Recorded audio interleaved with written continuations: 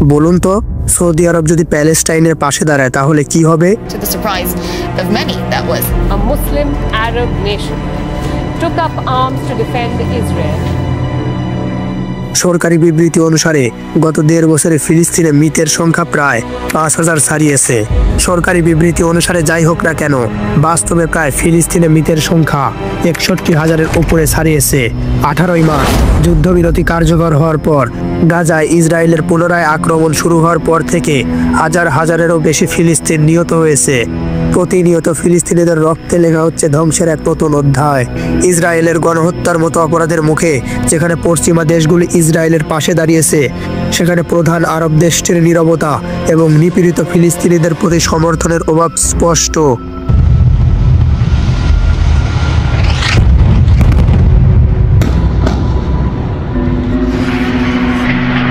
সমগ্র মুসলিম উম্মাকে একক সংস্থা হিসেবে বিবেচনা করা হয়। সৌদি আরব এমন একটি জাতি, যে জাতি থেকে মুসলিম উম্মার ইতিহাস শুরু হয়েছিল, আর মুসলিমদের এই বিপদে তারা এখন সম্পূর্ণ নীরব। এই নেতারা, যাদের সমগ্র মুসলিম বিশ্বের চ্যাম্পিয়ন হওয়ার কথা ছিল, যাদের যে কোনো মুসলিম দেশের পক্ষে যে কোনো আগ্রাসনে সিংহের মতো শত্রুর উপর ঝাঁপিয়ে পড়া উচিত ছিল, এখন তারা কাপুরুষের মতো তাদের শত্রুদের আড়ালে লুকিয়ে আছে। এটা কি অসহায়ত্ব নাকি অনিচ্ছা? সৌদি আরব কেন ফিলিস্তিনের পাশে দাঁড়াচ্ছে না? অন্যান্য আরব দেশগুলিও কেন আজ নীরব? আজ যদি দেশগুলি ফিলিস্তিনের পাশে দাঁড়ায়, তাহলে ফিলিস্তিনের সংঘাতের সমীকরণ এক মুহূর্তে বদলে যেতে পারে। আজকের ভিডিওতে আমরা এই প্রশ্নগুলোরই অনুসন্ধান করব। ফিলিস্তিনের চলমান সংঘাতে মুসলিম দেশগুলির নীরবতা কেবল মুসলিম সম্প্রদায়ের মধ্যেই নয়, অমুসলিম দেশগুলির মধ্যেও ভুরুকুচকে গেছে। এই সংকটে মুসলিম বিশ্বের মধ্যে বিভক্তির পরিমাণ স্পষ্টভাবে স্পষ্ট হয়ে উঠেছে। যদি এই দেশগুলি ফিলিস্তিনের সমর্থনে ঐক্যবদ্ধ হতো, তাহলে সমগ্র রাজনৈতিক অবস্থা বা সমীকরণ নাটকীয়ভাবে পরিবর্তিত হতে পারত। যদি বিশ্বকে একটি যানবাহনের সাথে তুলনা করা হতো, তাহলে প্রশ্ন ওঠে, এটিকে সচল রাখার জন্য কি প্রয়োজন? উত্তর হলো জ্বালানি। দেশগুলির অর্থনীতি এবং সামরিক শক্তি টিকিয়ে রাখার জন্য তেল একটি অপরিহার্য সম্পদ। গাড়ি, ট্রাক থেকে শুরু করে পণ্যবাহী জাহাজ এবং জেট বিমান পর্যন্ত তেল ছাড়া বিশ্বের অবকাঠামো স্থবির হয়ে পড়বে। ইতিহাস জুড়ে অসংখ্য রাজনৈতিক ক্ষমতার লড়াই, শাসন ব্যবস্থার পরিবর্তন এবং যুদ্ধ এই অস্ত্র তেলকে কেন্দ্র করেই পরিচালিত হয়েছে। বিশ্বব্যাপী তেলের মজুদের সবচেয়ে বেশি অংশ নিয়ন্ত্রণকারী সংস্থা হলো ওপেক। মধ্যপ্রাচ্য এবং আফ্রিকার 13টি দেশের সমন্বয়ে গঠিত ওপেক বিশ্বের তেল মজুদের প্রায় 42% পরিচালনা করে। এর সদস্যদের মধ্যে সৌদি আরবের প্রভাব সবচেয়ে বেশি, কারণ এটি বিশ্বব্যাপী দ্বিতীয় বৃহত্তম তেল উৎপাদনকারী দেশ। শুধুমাত্র 2022 সালে সৌদি আরব প্রতিদিন 1,20,00,000 ব্যারেলের বেশি তেল উৎপাদন করেছিল। রাজ্যটি বিশ্বের তেল মজুদের 17 থেকে 18% নিয়ন্ত্রণ করে এবং তেলের শীর্ষস্থানীয় রপ্তানিকারক দেশ সৌদি আরব। অতএব এটা খুবই স্পষ্ট যে বিশ্বব্যাপী জ্বালানি সম্পদের ক্ষমতায় ভারসাম্য মূলত সৌদি আরবের হাতে। এখন প্রশ্ন হলো, সৌদি আরব কি তেলকে অস্ত্র হিসাবে ব্যবহার করে গাজা সংঘাতের গতিপথ পরিবর্তন করতে পারত? সৌদি আরব বা যে কোনো ওপেক দেশ তেলের উপর তার নিয়ন্ত্রণ ব্যবহার করে এবং প্রায়শই তেল যুদ্ধ নামে পরিচিত খেলা খেলে গাজা সংঘাতের মোড় ঘুরিয়ে দিতে পারত। প্রকৃতপক্ষে যদি ওপেক সম্মিলিতভাবে মার্কিন যুক্তরাষ্ট্র এবং ইসরায়েলের উপর তেল নিষেধাজ্ঞা আরোপ করত, তাহলে ইসরায়েলকে সমর্থন করার আগে আমেরিকা দুবার ভাবতে বাধ্য হতো, কারণ আমেরিকার পেট্রোলিয়াম আমদানির 7% এবং অপরিশোধিত তেল আমদানির 7% আসে সৌদি আরব থেকে। তাছাড়া আমেরিকার মোট তেল আমদানির 16% আসে ওপেক দেশগুলির থেকে। এটি ওপেক দেশগুলির থেকে প্রতিদিন প্রায় 10 লক্ষ ব্যারেলের সমান, যেখানে কেবল সৌদি আরবই 5,500 ব্যারেল তেল সরবরাহ করে। তেল নিষেধাজ্ঞা খুব একটা নতুন ধারণা নয়। আমি আপনাকে একটি গল্প বলি। 1973 সালে আরব ইসরায়েল যুদ্ধের সময় আরব দেশগুলির কেবল মার্কিন যুক্তরাষ্ট্র এবং ইসরায়েলের ওপর নয়, নেদারল্যান্ড, পর্তুগাল এবং দক্ষিণ আফ্রিকা সহ ইসরায়েলকে সমর্থনকারী দেশগুলির উপর তেল নিষেধাজ্ঞা আরোপ করে। সেই সময় মার্কিন অর্থনীতিতে এমন নিষেধাজ্ঞার উল্লেখযোগ্য প্রভাব পড়েছিল, যার ফলে তেলের দাম কমে গিয়েছিল। এমনকি এর প্রতিক্রিয়ায় জ্বালানি রেশনিং এবং গতিসীমা চালু করা হয়েছিল। Why millions of car owners in the States are queuing up for petrol. In Washington, the rationing administrator is a Mr. O'Leary. পরিস্থিতি এতটাই ভয়াবহ হয়ে ওঠে যে মার্কিন president Richard Nixon Saudi, Kuwait এবং আবুধাবির বন্য ক্ষেত্র দখল করার কথা ভেবেছিলেন। শেষ পর্যন্ত 1974 সালে আলোচনার ফলে এটি সমাধানের দিক এগিয়ে যায়।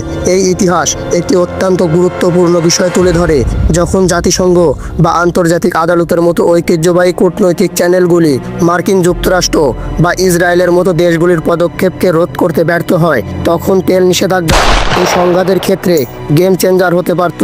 আর এটা 110% নিশ্চিত। এখন পর্যন্ত আমরা তেল নিয়ে আলোচনা করছি, এবার সামরিক শক্তির দিকে মনোযোগ দেওয়া যাক। ইসরায়েলের বিরোধিতা করার ক্ষেত্রে অনেক জাতির সবচেয়ে বড় ভয়ের মধ্যে একটি হলো সামরিক প্রতিশোধের মুখোমুখি হওয়ার সম্ভাবনা। এই আশঙ্কার মূলে রয়েছে লেবানন এবং ইয়েমেন সাম্প্রতিক বছরগুলিতে যে নৃশংস প্রতিক্রিয়ার সম্মুখীন হয়েছে। উভয় ক্ষেত্রেই লেবানন, হিজবুল্লাহ এবং ইয়েমেনে হুতিদের কর্মকাণ্ডের পর পশ্চিম বিশ্ব এবং এই দেশগুলির উপর তীব্র আক্রমণ চালিয়েছে। প্রশ্ন ওঠে, কেন খণ্ডিত এবং বিচ্ছিন্ন আক্রমণের পরিবর্তে একটি ঐক্যবদ্ধ ও সমন্বিত প্রতিরোধ গড়ে তোলা সম্ভব নয়? উত্তর স্পষ্ট, এই ধরনের ঐক্যবদ্ধ প্রতিরক্ষা সত্যি সম্ভব। মুসলমানদের অধিকার রক্ষার জন্য 1979 সালে ইসলামী সহযোগিতা সংস্থা ওআইসি প্রতিষ্ঠিত হয়েছিল। 57টি দেশ নিয়ে গঠিত হয় এই ওআইসি, যার মধ্যে তুরস্ক, মিশর, পাকিস্তান, ইরান এবং আলজেরিয়ার মতো দেশগুলির সামরিক ক্ষমতা মার্কিন যুক্তরাষ্ট্রের সাথে প্রতিযোগিতা করতে পারে। উদাহরণস্বরূপ, বিশ্বব্যাপী সামরিক শক্তিতে তুরস্ক 8ম স্থানে রয়েছে, তারপরে ইন্দোনেশিয়া 13তম, সৌদি আরব 23তম এবং পাকিস্তান 9ম স্থানে রয়েছে। যদি এই দেশগুলি তাদের সামরিক বাহিনী একত্রিত করত, তাহলে ফিলিস্তিনের যুদ্ধ কার্যকরভাবে বন্ধ করা একটি অসম্ভব কাজ হতো না। ইসরায়েল ইস্যুতে আরব দেশগুলির সাথে সম্পর্ক আরও খারাপ করার আগে মার্কিন যুক্তরাষ্ট্র অনেকক্ষণ ভেবে দেখত। আমি বুঝতে পারি এই নীরবতার পেছনে অথবা সমগ্র মুসলিম বিশ্বের নীরবতার পেছনে আরও অনেক জটিলতা থাকতে পারে। অভিযোগ রয়েছে যে সংযুক্ত আরব আমিরাতের একটি সরকারি প্রতিরক্ষা সংস্থা 2025 সালের জানুয়ারিতে একটি ইসরায়েলি অস্ত্র প্রস্তুতকারক কোম্পানি খারাই সিস্টেমসে $10,000 মার্কিন বিনিয়োগ করেছে, যা ইসরায়েলের সামরিক শিল্পকে আরও শক্তিশালী করেছে। এটা কতটা হাস্যকর এবং লজ্জাজনক কাজ হতে পারে? বাস্তবে প্রতিটি আরব জাতি তাদের ব্যবসা এবং অস্ত্রের জন্য মার্কিন যুক্তরাষ্ট্র এবং ইসরায়েলের উপর নির্ভরশীল হয়ে পড়েছে। তাদের নিজস্ব স্বার্থ রক্ষার জন্য অনেকেই পরিস্থিতির বাস্তবতাকে আমেরিকা এবং ইসরায়েলের সাথে জোটবদ্ধ থাকা বেছে নিয়েছে। তবে চীন, রাশিয়া এবং তুরস্ককে সহজ বিকল্প হিসেবে বেছে নেওয়া যেত। যদি তারা ইচ্ছা করত, তাহলে তারা তাদের নিজস্ব বিকল্প তৈরি করতে পারত। মুসলিম দেশগুলি এখন হিসাব করছে যে তাদের পদক্ষেপ দীর্ঘমেয়াদে তাদের জন্য উপকারী হতে পারে কিনা। কেউ কেউ ক্ষমতা হারানোর ভয় পাচ্ছেন, অন্যরা যুদ্ধের পরিণতি সম্পর্কে ভীত, কেউ কেউ তাদের প্রভাব বিস্তার করতে চায়, আবার কেউ কেউ চুপচাপ কোণে বসে থাকে, কথা বলতে ভয় পায়। পশ্চিমা দেশগুলি গাজার নিরীহ ফিলিস্তিনিদের মৃতদেহের ওপর দাঁড়িয়ে ঐক্যবদ্ধ হয়ে মিথ্যা মানবতার পতাকা উড়িয়ে চলছে। লজ্জা, লজ্জা আর লজ্জা। মনে রাখবেন, যদি গাজা একদিন ধ্বংস হয়ে যায়, তবে এটি সমগ্র মুসলিম বিশ্বের জন্য পরাজয় হবে। কোনো চুক্তি, কোনো সম্পদ এবং কোনো শক্তি এই জাতিকে আবার উঠতে দেবে না। ক্ষমতার নামে জনসাধারণের বিক্ষোভকে নীরব করে দেওয়া নেতাদের অবশ্যই ত্যাগ করতে হবে। প্রতিবাদ করার প্রতিটি কোণ এবং প্রতিটি সম্ভাব্য উপায় থেকে প্রতিরোধ করার সময় এসেছে। এটি আর কেবল একটি ধর্মীয় যুদ্ধ নয়, এটি সমস্ত নিপীড়িত মানুষের অধিকারের জন্য একটি যুদ্ধ। গাজার জনগণ সমগ্র দুর্দশাগ্রস্ত বিশ্বের প্রতিনিধিত্ব করে। যদি আজ, আগামীকাল তাদের সমর্থন না করা হয়, তাহলে আমি, আপনি এবং আমাদের যে কেউ পরবর্তী শিকার হতে পারি। কথা বলতে থাকুন বন্ধুরা, চিৎকার করতে থাকুন। নদী থেকে সমুদ্র পর্যন্ত ফিলিস্তিন স্বাধীন হবে। মানবতা বাঁচান, ফিলিস্তিনকে বাঁচান।